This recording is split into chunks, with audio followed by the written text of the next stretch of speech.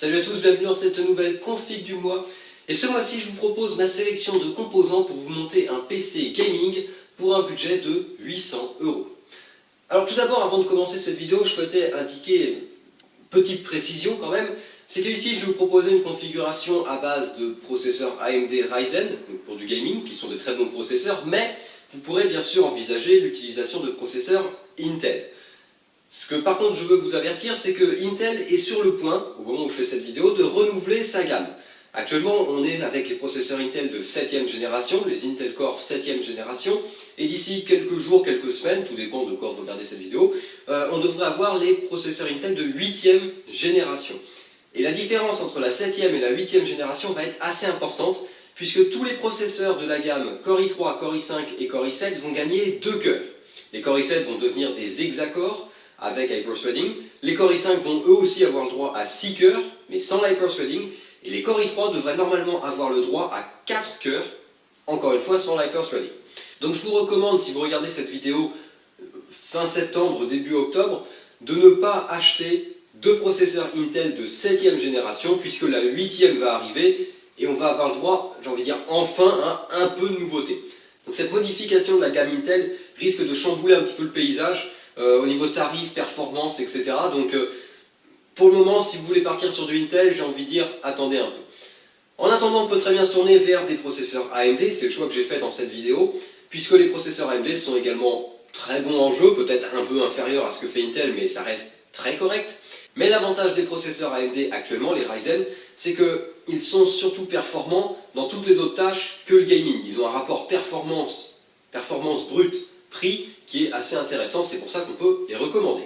Et alors je commence tout de suite cette configuration avec bien évidemment comme d'habitude le processeur. Comme je l'ai dit, on va partir sur du Ryzen et celui que je vous recommande c'est le petit, entre guillemets petit, Ryzen 3 1300X. On a donc un processeur AMD Ryzen de série 3, donc entre guillemets les petits de la gamme, 1300X, ce qui signifie qu'on a 4 cœurs, 4 threads, des fréquences de 3,5 GHz de base, 3,7 GHz turbo. Le processeur est doté du XFR qui permet un overclocking automatique du processeur en fonction de sa température. Le processeur est bien sûr gravé en 14 nanomètres. On retrouve les 2 mégaoctets de cache L2 et 8 mégaoctets de cache L3. C'est bien sûr un processeur compatible avec la DDR4 Dual Channel, officiellement jusqu'à 2666 MHz pour le processeur. Et bien sûr, c'est un processeur socket AM4, la dernière génération de socket AMD. L'avantage du socket AM4, c'est que vous profitez d'une évolutivité assez importante. Ici on a un petit processeur, on n'a que 4 cœurs, 4 threads, ce qui est déjà suffisant pour faire du jeu, mais vous pourrez éventuellement à l'avenir mettre à jour le processeur vers par exemple un Ryzen de série 7 avec leurs 8 cœurs, 16 threads, et donc multiplier par quasiment 3 les performances. Le prix de tout ça, c'est pas si élevé, puisque le Ryzen 3 1300X se trouve pour environ 140 € actuellement. Peut-être qu'après la sortie des processeurs Intel 8ème génération, les prix vont peut-être encore un petit peu diminuer. Il nous faut bien sûr avec ça une carte mère. Alors pour les cartes mères, on a un large choix au niveau du socket AM4. Maintenant, la gamme de cartes mères socket AM4 est bien remplie. Un modèle que je vous recommande toujours, c'est la MSI B350 PC Mate. C'est une carte mère au format ATX, socket AM4 bien évidemment, chipset B350, donc un chipset qui a déjà toutes les fonctionnalités nécessaires pour la plupart des utilisations. La seule limitation du chipset B350 étant le non-support du SLI, mais honnêtement c'est pas très grave. On a bien sûr 4 slots de DDR4 jusqu'à 3200 MHz supportés donc par la carte mère, avec bien sûr le Dual Channel. On retrouve 2 ports PCI Express 3.0 16X ainsi que 2 ports PCI et 2 ports PCI Express 1X. La carte mère est bien sûr compatible avec le Crossfire X. On retrouve un chipset son Realtek 8 canaux ainsi qu'une puce Realtek également pour le réseau en gigabit Ethernet évidemment. La carte mère dispose également de 4 ports SATA 6 gigabits seconde ainsi que 1 port M2 câblé en PCI Express 3.0 4X et en SATA 6 gigabits seconde. Donc niveau stockage, on a tout ce qu'il faut. On retrouve le design MSI un petit peu gaming mais dans des teintes plutôt noires et grises, donc ce qui est assez sobre et s'accordera avec la plupart des composants du marché. Bien évidemment vous trouverez d'autres références de cartes mères, plus chères, moins chères. Honnêtement il n'y a pas de mauvaise carte mère, c'est plus en fonction de vos goûts. Sachez que dans ce segment de prix, c'est-à-dire environ 115 €, toutes les cartes mères se valent plus ou moins, c'est vraiment le design ou éventuellement la marque qui va pouvoir faire la différence. Ensuite il nous faut bien sûr de la mémoire RAM. Alors les prix de la RAM continuent de s'envoler, ça ne veut absolument pas redescendre. Donc si on veut de la RAM, il nous faut au moins 8 Go pour ce genre de plateforme. Et ce que je vous recommande, c'est de partir par exemple, entre autres, ce n'est qu'une recommandation, puisque les barrettes de mémoire RAM se valent toutes plus ou moins du moment que vous respectez une certaine fréquence, latence et la capacité que vous voulez. Mais ce que je vous recommande moi pour s'accorder avec la carte mère et le reste des composants, ce serait par exemple un kit en HyperX Fury, donc 2 fois 4 Go pour un total évidemment de 8, en DDR4 2666 MHz qu'à latency 15. Ce genre de kit mémoire se trouve actuellement pour environ 95 €, ce qui n'est franchement pas donné, c'est encore très cher et ça n'a pas l'air de redescendre, ça augmente même je dirais de mois en mois. Donc 2 fois 4 Go pour profiter bien sûr du dual channel, total de 8 Go, DDR3 2666 MHz, honnêtement c'est pas une fréquence de folie, mais comme je l'ai déjà dit dans des précédentes vidéos, avec les processeurs Ryzen, il faut privilégier de la mémoire un minimum rapide pour être sûr que le processeur ne soit pas trop bridé par la mémoire RAM, puisque du fait de la conception interne des processeurs Ryzen, la mémoire RAM, la fréquence de la mémoire RAM a une incidence sur les performances. C'est assez faible, mais ça a une incidence. Bien sûr, pour un PC gaming, il nous faut une carte graphique. Alors, les cartes graphiques, le choix d'une carte graphique actuellement est encore un petit peu compliqué, puisque à cause de tous ceux qui s'amusent à miner des crypto-monnaies, notamment l'Ethereum et le Bitcoin, c'est encore un petit peu compliqué de trouver les cartes graphiques. Notamment chez AMD, où toutes les RX 480, 470, 580, 570 sont quasiment introuvables, puisque les stocks s'écoulent avant même quasiment d'être mis sur le marché. Donc le choix va s'orienter vers Nvidia, qui est un peu moins touché par le minage, et qui en plus de ça offre une référence de carte graphique qui est parfaite pour ce genre de PC, c'est la GTX 1050 Ti. Alors ici je vous recommande la version Asus, donc la GeForce GTX 1050 Ti ROG Strix, qui a l'avantage d'avoir un design assez sympa, des performances tout à fait correctes, un refroidissement très bon. Autant se faire plaisir, j'ai envie de dire, c'est une carte graphique qui coûte environ 195 €. On retrouve bien évidemment un chipset vidéo donc qui est le 1050 Ti, GTX 1050 Ti, épaulé par 4 Go de GDDR5. Les fréquences pour le GPU sont de 1290 MHz de base, 1392 MHz avec le boost. La mémoire, quant à elle, est à 1752 MHz. La carte dispose d'une sortie HDMI, 2 sorties DVI et une sortie DisplayPort. Elle nécessite un connecteur PCI Express 6 pins pour être alimentée. Elle est donnée pour une consommation de 75 watts, ce qui est tout à fait raisonnable. Alors la 1050 Ti n'est pas extrême en termes de performance, elle est tout à fait correcte, ça vous permettra de jouer en Full HD tout à fait correctement, à condition de faire quelques concessions de temps en temps. Si le budget vous le permet et si les prix redescendent un petit peu dans les mois qui viennent, essayez plutôt d'envisager éventuellement une GTX 1060, ne serait-ce qu'une version 3 Go, mais si possible une version 6 Go de mémoire vidéo, mais qui sont beaucoup plus chères puisque les GTX 1060 se trouvent actuellement plutôt entre 320 et 400 €.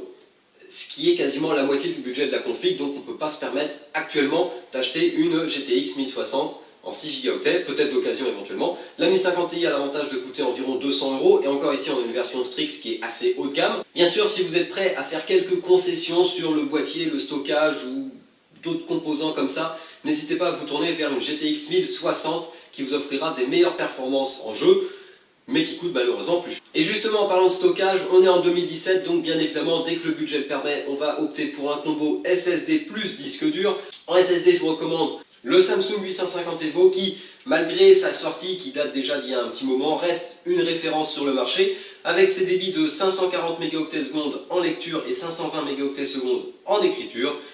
Voilà, c'est un SSD qu'on trouve pour environ 95 €, 250 Go, ça a l'avantage de donner un bon coup de boost à votre PC. Vous pourrez installer Windows, les programmes et éventuellement quelques jeux, ceux auxquels vous jouez le plus souvent. L'avantage c'est que tout ça sera bien fluide, rapide et vous démarrerez votre PC en 20 secondes. Bien sûr, on ne va pas se contenter de 250 Go de stockage, surtout pour un PC qui se veut gaming. On a bien sûr besoin d'une unité de stockage beaucoup plus grande et notamment un disque dur. Ici, je vous recommande le traditionnel Seagate Barracuda en 1 Teraoctet. C'est le disque dur que je mets dans quasiment toutes les configs du mois puisque c'est un peu la référence si vous voulez un disque dur pour un PC. Le Seagate Barracuda, ici la version 1 Teraoctet, bien sûr, il est disponible en capacité plus large si vous avez besoin. On trouve ce disque dur pour environ 50 €. On est bien sûr sur un disque dur au format 3,5 pouces, 1 Teraoctet, 7200 tours minute, ça passe 6 Gbps seconde et doté de 64 mégaoctets de cache. Voilà pour le stockage. 1 Teraoctet plus 250 Go, ça devrait suffire à la plupart des gens. Bien sûr, encore une fois, c'est à adapter en fonction de vos besoins. Et ensuite on arrive à des composants que certains considèrent comme étant un peu plus accessoires, donc ici le boîtier, l'alimentation et éventuellement le refroidissement si vous faites le choix d'un système de refroidissement custom. En effet, vous pouvez faire des économies sur ce genre de composants pour par exemple acheter une carte graphique un petit peu meilleure, mais évitez d'économiser trop sur le boîtier, l'alimentation et le refroidissement puisque dans certains cas, ça pourra après vous poser des problèmes. Par exemple, le fait d'avoir une alimentation qui ne puisse pas fournir suffisamment de courant, c'est un peu bête, parce que vous avez voulu faire des économies pour vous acheter une meilleure carte graphique, mais qui consomme trop pour l'alimentation sur laquelle vous avez fait des économies. Vous voyez un petit peu le problème. Donc comme boîtier, je vous recommande le Cooler Master Masterbox 5. C'est un boîtier qu'on trouve pour environ 50 € et qui honnêtement a tout d'un bon boîtier. On a une large fenêtre latérale, il accueille les cartes mères au format ATX, on retrouve bien sûr les slots d'extension habituels, donc c'est-à-dire les 7 slots d'extension PCI. On a une façade en plastique qui est normalement semi-opaque translucide, donc qui permet éventuellement, si vous avez des ventilateurs éclairés derrière la façade, de les voir, enfin de les apercevoir. Le boîtier étant doté de 2 emplacements 3,5 pouces compatibles 2,5 pouces ainsi que d'un emplacement 2,5 pouces dédié, donc pour y mettre éventuellement un SSD. Alors certes, au niveau emplacement pour le stockage, ça n'est pas la folie, mais honnêtement, vu nos PC aujourd'hui, l'essor des SSD au format M2, on n'a plus forcément besoin d'un nombre d'emplacements 2,5 pouces et 3,5 pouces énorme, donc honnêtement, n'en avoir que 3, ça sera suffisant pour pas mal de personnes. On retrouve bien sûr la traditionnelle prise jack pour le casque, prise jack pour micro et les deux ports USB 3.0 en façade du boîtier. Le boîtier étant fourni avec un ventilateur de 120 mm monté à l'arrière, mais vous avez la possibilité d'installer 3 ventilateurs de 120 mm à l'avant ou 2 ventilateurs de 140 mm toujours à l'avant. Le boîtier est compatible avec les radiateurs de water cooling en 120, 140, 240, 280 et même 360 mm et il est doté de 2 filtres à poussière. Donc pour 50 €, on a quand même un boîtier qui est tout à fait correct. Encore une fois, le choix du boîtier dépend aussi de vos goûts en termes de couleur, de design, etc. Pour ce genre de config, je vous recommande un boîtier dans les 50, 60 €. On a déjà des bonnes références à l'image du Masterbox 5 et on n'a pas forcément besoin d'aller chercher plus cher. On a ensuite besoin d'une alimentation, puisque bien sûr il faut alimenter tous nos composants. Et une alimentation que je vous recommande, c'est tout simplement la Corsair CX 450. Donc qui est une alimentation bien sûr au format ATX pour aller avec notre boîtier, 450 watts, certifié 80+ bronze. L'alimentation est dotée de toute la connectique classique, c'est-à-dire un connecteur ATX 24 pins, un connecteur 8 pins CPU, 4 alimentations SATA, 4 alimentations Molex et un connecteur PCI Express 6+2 pour alimenter les cartes graphiques.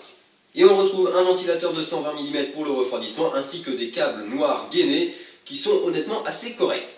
Et c'est une alimentation que l'on retrouve pour environ 60 € et que je vous recommande dans ce genre de configuration. Je n'ai pas choisi de système de refroidissement puisque les processeurs Ryzen sont fournis de base avec un système de refroidissement qui est correct, il n'est pas extraordinaire, mais honnêtement pour un petit Ryzen 3 1300X, le système de refroidissement fourni avec le processeur sera suffisant, contrairement à Intel qui a toujours un peu du mal question système de refroidissement et qui fournit toujours des trucs absolument ridicules. Donc là chez AMD ils sont un peu plus généreux et donc vous pourrez éventuellement vous contenter dans un premier temps du système de refroidissement d'origine. Voilà pour les composants, on arrive donc à 800 € au total, à quelques euros près.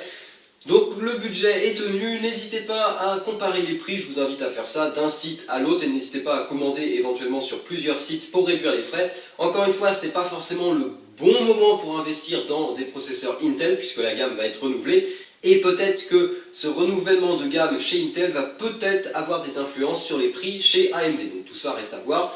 En tout cas, mon conseil actuellement aujourd'hui, ça serait de ne pas forcément se jeter pour acheter un nouveau PC gaming et d'attendre un petit peu, ne serait-ce quelques semaines, que les choses s'éclaircissent un peu.